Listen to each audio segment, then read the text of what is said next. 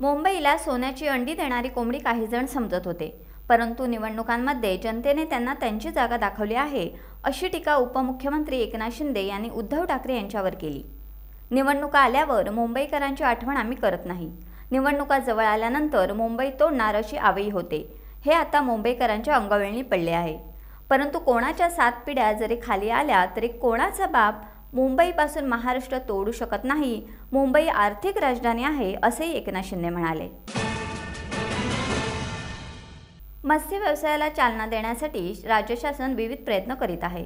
यातील सर्वात महत्त्वाचा भाग म्हणजे शासनाने मत्स्य व्यवसायाला शेतीचा दर्जा दिला आहे। हा दर्जा बहाल केल्यामुळे मत्स्य शेती करणाऱ्यांना कर्ज, किसान क्रेडिट आणि अनुषंगिक बाबी प्राधान्याने मिळण्यास मदत झाली। यामुळे मत्स्य व्यवसाय आज प्राधान्याचे क्षेत्र झाले आहे, असे मत मुख्यमंत्री देवेंद्र फडणवीस यांनी व्यक्त केले। मोर्शी येथे आज मत्स्य विज्ञान महाविद्यालयाचे भूमिपूजन पार पडले। यावेळी पालकमंत्री चंद्रशेखर बावनकुळे, मत्स्य व्यवसाय तथा बंदरे मंत्री नितेश राणे, खासदार अनिल झोंडे, आमदार प्रताप अडसड आदी उपस्थित होते। गुहागर तालुका तेली समाज सेवा संघ गुहागरच्या वतीने तेली समाजातील गुणवंतांचा गुणगौरव समारंभ श्री छत्रपती शिवाजी महाराज सभागृह, ग्रामपंचायत पाट पन्हाळे, शृंगारतळी येथे आयोजित करण्यात आला होता।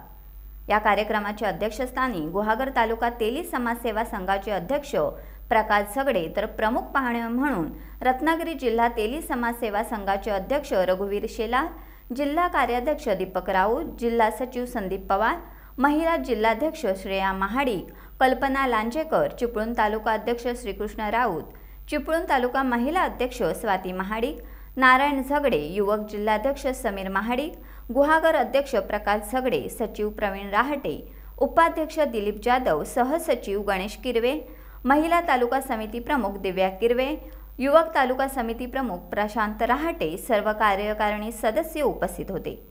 कार्यक्रमाची सुरुवात छत्रपती शिवाजी महाराज व श्री संत शिरोमणी संताजी महाराज जगनाडे यांच्या प्रतिमेचे पूजन करून करण्यात आली। गुहागर तालुका तेली समाज सेवा संघाच्या वतीने उपस्थित मान्यवरांचा सुपारीचे वृक्ष देऊन सत्कार करण्यात आला। काँग्रेसला अलिबागमधून खासदार सुनील तटकरे यांनी सुरुंग लावल्यानंतर काँग्रेसचे राजाभाऊ ठाकूर यांनी आज अलिबाग सातरजे येथे काँग्रेस कार्यकर्त्यांची बैठक घेत रणशिंग फुगले। राजाभाऊ ठाकूर यांचे सख्खे बंधू आणि महाराष्ट्र काँग्रेसचे चिटणीस प्रवीण ठाकूर यांचा नुकताच अजितदादांच्या उपस्थितीत राष्ट्रवादीत प्रवेश झाला। त्यानंतर काँग्रेस संघटना मजबूतीसाठी राजाभाऊ ठाकूर यांच्या नेतृत्वात काँग्रेसने आगेकूच केली आहे। यावेळी राजाभाऊ ठाकूर यांनी खासदार सुनील तटकरेंवर टीकेची झोड केली आहे।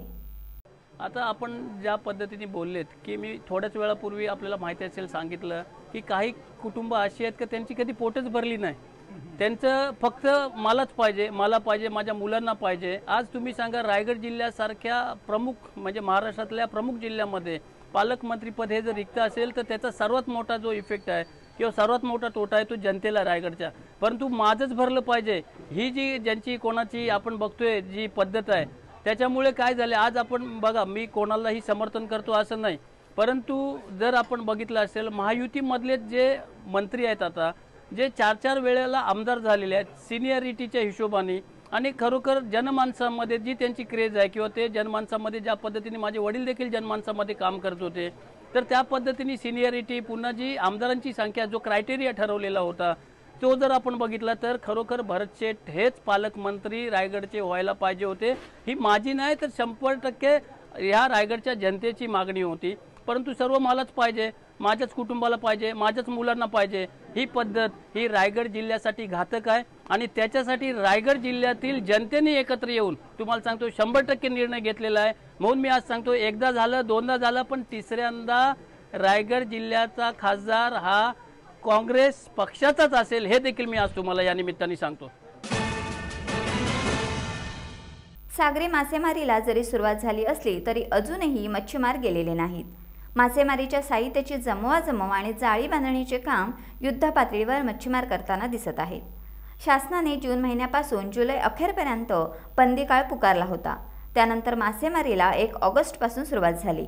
मात्र अजूनही समुद्राला उधाण आहे, त्यामुळे जाणकार मच्छीमार सावधतेने पावले उचलत आहेत। टाइम्स डिजिटलला लाईक करा, सबस्क्राइब करा, शेअर करा आणि बेल आयकॉन दाबायला विसरू नका। पाहत रहा टाइम्स डिजिटल।